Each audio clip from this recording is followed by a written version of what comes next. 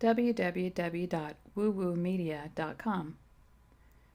Universal Interference and the Fate of Negative Elite by Michelle Walling, CHLC, Editor, WooWoo Media. Why would souls want to incarnate into a third-dimensional experience, and how will they ascend back to a higher frequency? Beings from the 11th dimension that came through in a quantum hypnosis session answer these questions and more, including the fate of the negative elite. Hank Jones II has a unique way of putting his friend Lars under quantum hypnosis via Skype. Hank is in Texas and Lars is in Sweden. If you haven't seen any of their videos, you can check out Hank's YouTube channel here, the link below. There is some great information in all of them, and as a certified QHHT practitioner with Dolores Cannon's method, I found Hank's method fascinating to watch, as Dolores couldn't fathom how this could be done via the computer while she was alive. Hank and Lars have brought Dolores through in a prior session, where she now says not only does she understand, but she thinks it's a great way to do sessions across the world. With this unique method, the duo is bringing profound information for Earth from higher dimensional beings that seem to actually be from their oversouls in another plane of existence. Their most recent video, titled Hank and Lars to Earth via the 11th Dimension, inspired me to share a few conclusions from their session. In this session, Hank asks Lars if many of the souls on this planet came from the 11th dimension. Lars, or the 11th dimensional beings, says that many of the souls coming from this place manifested back on Earth to help raise the knowledge. Those that lowered their frequency to be here now are collecting unique experiences because of their capability of feeling with emotion, which was needed to feed back to the source. These souls incarnated many, many times in order to gather experience and raise knowledge each time, in order to gradually raise the state of existence back to where it was meant to be. Lars said that those who lowered in frequency went through the 11th dimension to get here, not just originated from that higher dimension. Normally, when an oversoul sends a shard of itself down in frequency, it has access to the higher knowledge that it carries. However, on Earth, there is a system in place that keeps these aspects from accessing the higher knowledge within.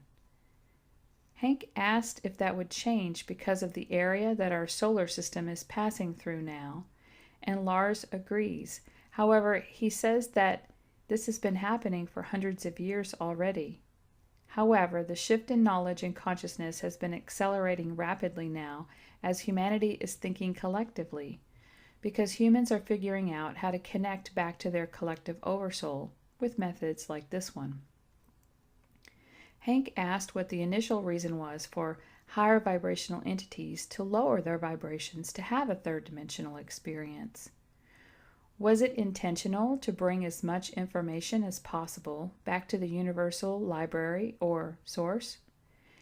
And if so, is it correct that there was a manipulation involved in the process because we are in a free-willed zone? Lars says yes, in a way, because the manipulation was sometime back in your history as being a manipulation from outside, but then most of your manipulation came from inside. Even in that state, souls are still collecting valuable experience to take back to Source. Lars said that the lower vibration is not necessarily wrong, because there are many places that have manifestation in the same dimensional frequency as ours that are not focused on negativity. In those realities, they are still able to feel love and connect, and the only boundaries and hindrances to make that connection are those that they choose to hold on to. Hank then asked if there is anything that will hold us back as we keep traversing into these higher vibrational energies, and Lars said that people will move into higher vibrations only if they choose to. Many people on the planet are saying that they are tired of what is happening on the planet and of what is being done to us, and they are not going to put up with this elite thinking anymore. For clarity, Hank asked Lars what will happen to those who have chosen not to align with Gaia's raising frequencies.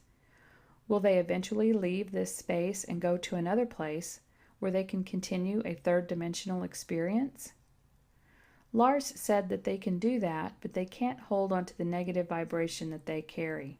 It will have to change, as the hatred that people are holding on to is resonating totally out of fear, and that no one from outside is actually attacking.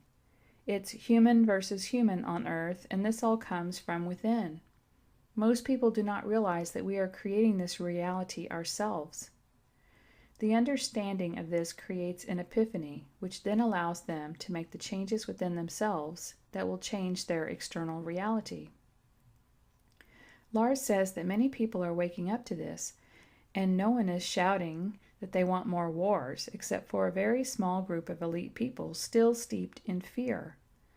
The fear keeps getting worse for this small group because they are losing the control they once had and thought they would always have. Lars says that if those people still want to hold on to that fear vibration, they're not going to be welcome here anymore, and that there are places for them to go. These places are kind of like hospitals that will help them to heal. Hank reiterated that this small group of elite can't stop what is happening on the planet, and Lars said that the implants they use are getting weaker and weaker every day. Lars said that love will spread across the planet, and to acknowledge people that are spreading love by saying, "I love what you are doing." This is what inspired this article. Lars said that our goal as humanity is to give love to everyone, even if, in your opinion, they do not deserve it, and to do no harm to anyone. You can tell someone, "I love you and respect you, even though I don't resonate with the way you act." He said that more than likely, they will soon lose holding on to hostility, and that is how you change as a society. Lars says in closing that we are all connected to every living thing on the planet, including the planet itself. Therefore, I can see the logic in how spreading forgiveness, respect, and love will affect everything in an exponential way, including the planet. Although the planet has no emotions, it has reasons for existence that everyone has to respect. If we help the planet to heal itself, all the bad things humanity has done to it will heal as we raise in vibration together. Hank and Lars have figured out a way to access their higher knowledge, bypassing the frequency controls that separate us from our higher selves.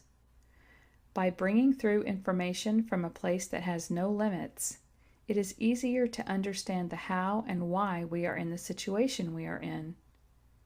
We chose to experience this, and some even chose to re-experience this in order to help those who have forgotten who they are and where they came from. We all came from a place of love, even the ones who choose to hang on to negative, dominating, and controlling energies. The whole Hank and Lars video is below, but the information I shared starts at about 48 minutes. Please like and follow us on Facebook, WooWooMedia.com.